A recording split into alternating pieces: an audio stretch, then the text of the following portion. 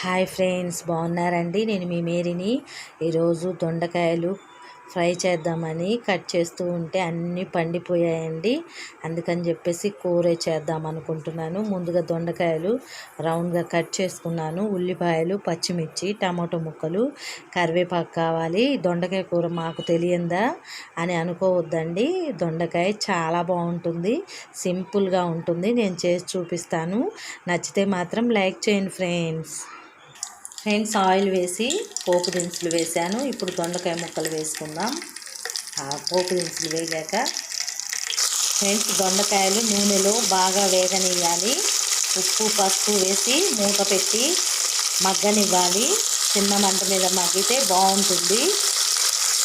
ఉప్పు, పసుపు వేసాను, మగ్గనివ్వాలి. దొండకాయ ముక్క కొంచెం మెత్తబడింది. ఈ టైంలో పచ్చిమిర్చి, ఉల్లిపాయ వేయాలి.